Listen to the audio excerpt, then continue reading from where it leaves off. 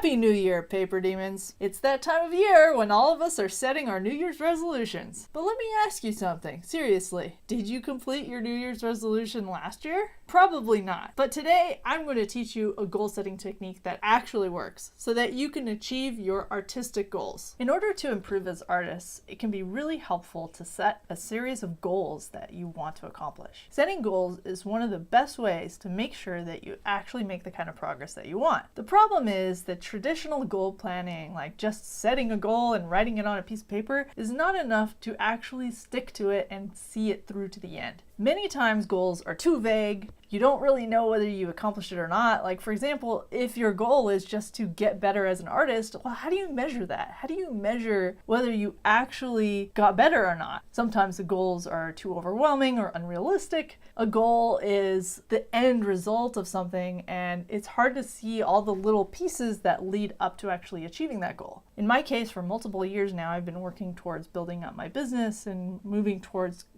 pursuing my business full time, and that's required a series of little steps over a long period of time to actually get toward that goal. The same is true of becoming a professional artist. It took several years of schooling, of education to get to the point where I would be able to do art as a profession. Another common problem is we set goals that are unrealistic, that we can't really achieve.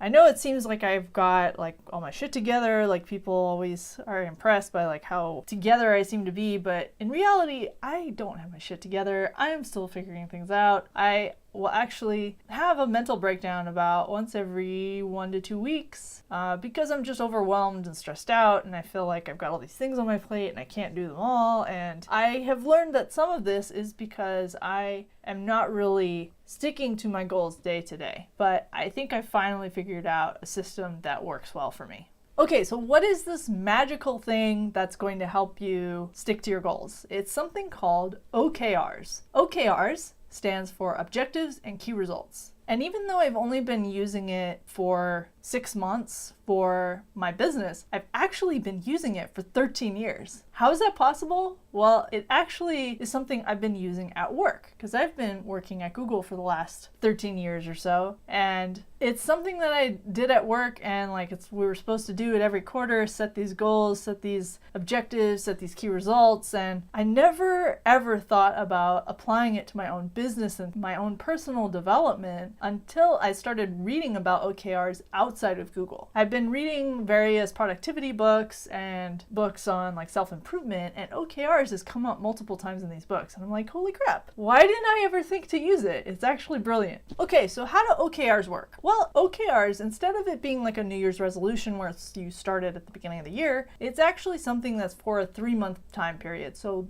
a quarter of the year. So right there, it's already an improvement over something like a New Year's resolution because you are doing a smaller period of time, a smaller chunk of time that has a little bit more immediacy to it. So usually what you do at the beginning of the quarter, but it doesn't have to be at the beginning of the quarter, you can start it whenever you want. It starts with defining 1 to 3 objectives that you want to achieve during the quarter. So for example, if your high-level goal is to become a professional illustrator, you may have an objective related to that, such as improving your drawing and painting skills. Now, improving your drawing and painting skills sounds great on the surface, but it's not actually measurable. How do you measure at the end of the quarter whether you actually achieved that or not? So that's where key results come in. Key results is something actionable that you can measure whether or not you achieved it. Usually each objective has about 3 key results associated with it, but you could have more or less. Depends on what works for you. So let's take a look at a detailed example. I'll walk you through it step by step. It'd be great if you could follow along too. I've got a PDF template which you can download and start to fill out with your own goals. A link is in the description below. All right, so how do you do OKRs? But of course, you don't have to base it around quarters. If you want to start it at any time during the year, that is totally cool. Usually it's a quarter, but you could also do a 13-week period and start it whenever you want. So what I'm going to show you is how you would do a single goal. Now you might have multiple goals for the quarter, like probably 2 or 3, but we're just going to go through one of them. So I'm just going to put goal number 1 here. And the first thing that we're going to write is our objective.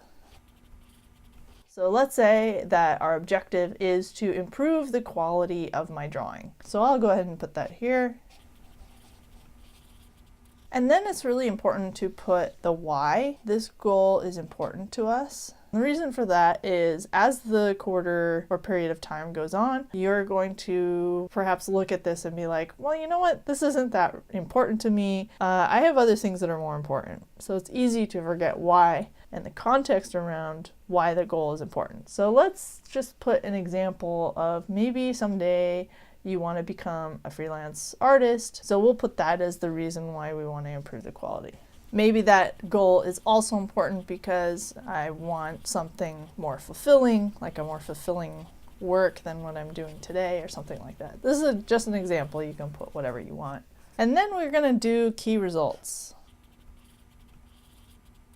And we will number each key result. We'll start with number 1. So this, as we kind of talked about, goals tend to not be very measurable. How can we make this something that we can measure? It's really hard to measure if the quality of your drawing has improved. So instead of measuring the quality part, we can measure the amount of artwork that we produce, because we do know that the more we create, the better we get. So I'm going to put here, produce 50 figure drawing studies. Figure drawing, as I talked about in one of my earlier videos, is a really good way to improve the quality of your drawing. Now I'm going to leave some space so I can put the tasks, which we'll go over in a minute, but I'm going to go ahead and fill out what my next key result is.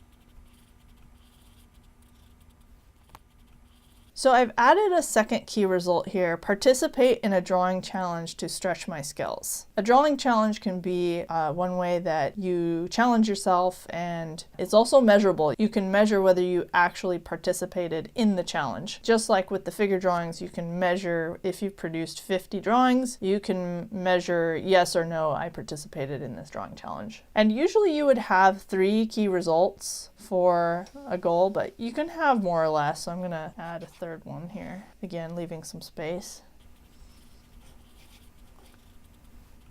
So I've added 3 different key results here, and I think these are pretty well balanced. One is focusing on drawing fundamentals, the next is more focused on concepting, and the third is stretching my coloring abilities. And again, this is something measurable. I've explicitly put 2 illustrations, a drawing challenge, 50 figure drawing study. So those are all things that are measurable. That's really important so that at the end of the quarter you can determine whether you actually fulfilled that thing or not. Okay, so now I've got my key results. The next step is to add tasks related to those key results. So basically break them down into smaller steps. So for figure drawing, I might start by having a task to research if there are any local figure drawing sessions I can go to so that I can draw from a live model. And then I might have attend 4 figure drawing sessions. And maybe I'd have study anatomy for 6 hours. Perhaps that's 1/2 hour a week. So before we can actually attend any sort of live drawing sessions, we need to figure out if there's any in our local area. So that's why I kind of broke that down into a separate task. And this is really important because now I can take one of these baby steps and do this one step 1 week, do this one the next week, and so on. So you actually know what step you need to take next to get started on it. Whereas if you just had this one key result of produce 50 figure drawing studies, you might be confused about where to start. Now with the next example of participating in a drawing challenge, you might also have to do a research step. If you're a part of an art community such as paperdemon.com, we do challenges usually every month or 2. You could see if we've got any challenges going on, or you could check other sites like DeviantArt to see if there's any challenges, or Twitter. There's also a lot of trending hashtags that go on to see if there's something that might be good for you to test your abilities. Then I'd need to select a challenge and then actually produce art for it. So I now have these small little baby steps I can take toward completing that key result. Now I'd probably want to do the same thing here, but I think you get the idea. So I think we can just look at the full thing now.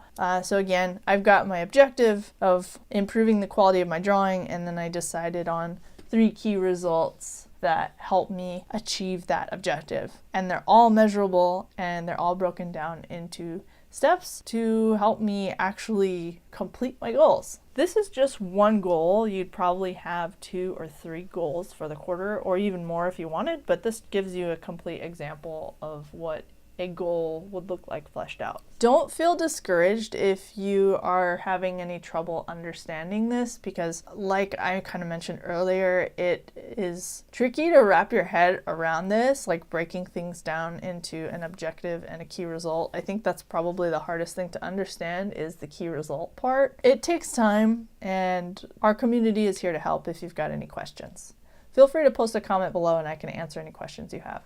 Hopefully this video helps you to achieve your artistic goals and make 2019 the most productive one yet. And don't forget to download that PDF template so you can get started writing out your OKRs and all of your actions. By the way, I've just set up a Patreon, so if you'd like to become a patron, link is in the description below. In my next video, I'm going to cover some additional tips to help you with goal planning. So don't forget to hit subscribe and click the bell so you get notified. Thanks so much for watching. Bye!